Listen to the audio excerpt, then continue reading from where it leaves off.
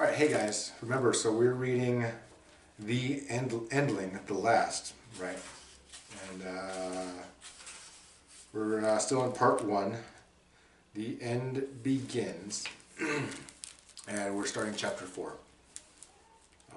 So, as I watched, a menacing claw of water lifted the boat high.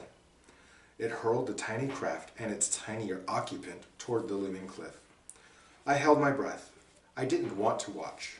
I didn't want to know. Death was seconds away. To my shock, the same sea that had propelled the boat forward showed temporary mercy, drawing the rowboat back and away. But it wasn't far enough. The respite would be brief. The respite would be brief. Another surge or two, 3 at most, and the Wabik, I was convinced that was what he must be, would die. Once, when I was very young, my mother made us a dinner of Wabik. We'd been living on grass and grubs for far too long, and it was the first meat we'd had in ages. If we hadn't been so hungry, I doubt it would have tasted as good as it did, but even now the memory makes my mouth water.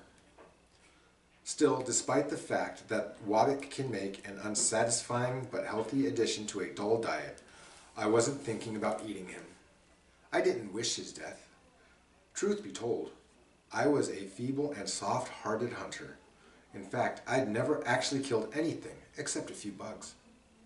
Instead, I was amazed to find that part of my brain was already busily considering a rescue, analyzing angles, rates of descent, and the probable weight of the little creature.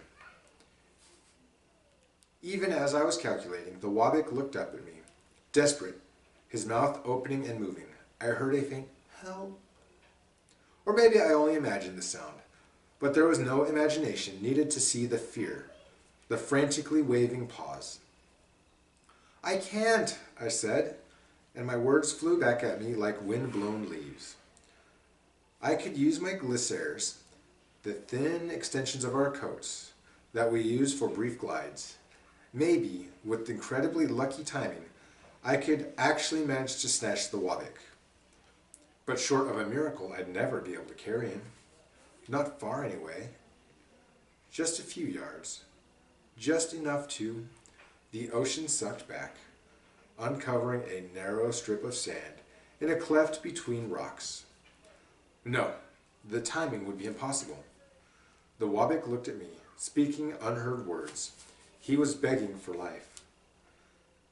My father had a saying, "To rush is not necessarily to arrive." He said it to me often. He meant, think first. And so I did. On the one hand, I would probably die. On the other hand, what a great story to tell around the fire. How impressed my siblings would be. On the one foot, but I stopped myself there. I'd been so absorbed in the Wabik's peril that it took me a moment to register the too sweet smell of domesticated dogs, followed by the unmistakable stench of horses. A third smell hit me, new and unfamiliar. Unfamiliar, but not unknowable. Only one species traveled with horses and dogs as company. A drumbeat of hooves vibrated the pads of my feet. I turned toward the trees and saw startled birds flap skyward. How could I have missed such obvious scents? The damp forest, the frantic wind, the distraction of the drowning Wabik. I heard a warning call. The piercing howl we used that signals danger. Strange, it hadn't come from a dare. The pitch was wrong. Was that a human sound? The dense trees ripped open like a clawed hide. Horses emerged behind me, and atop those horses were what could only be humans. The men were imposing, their limbs thicker than I'd expected, their shouts more terrifying. Could they be Murdano's soldiers? I flashed on the rhyme Dalentor taught us. If you encounter silver and red, run away, Dairn, or end up dead. The clothing these humans wore was motley, a mix of dun and gray. Their weapons were mismatched. 2 of their horses carried, instead of humans, roped stacks of furs and hides. Poachers. The same voice, the one that had signaled danger, was screaming, "No, no, don't kill it." The leader of the poachers, a great bow in his left hand, rode a towering black and white horse. Both man and beast stared at me with deadly intent. With his right hand, the man plucked an arrow from his quiver. He fitted it to the string in less time than an eye can blink. "No!" I cried. My heart banged madly in my chest, all rhythm lost. I watched in horror as the man's muscles strained, and the bowstring drew back. His eyes saw nothing but me.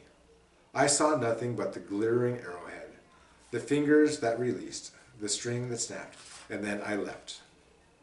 Okay, that's the end of that chapter. I hope you guys are enjoying this book as much as I am.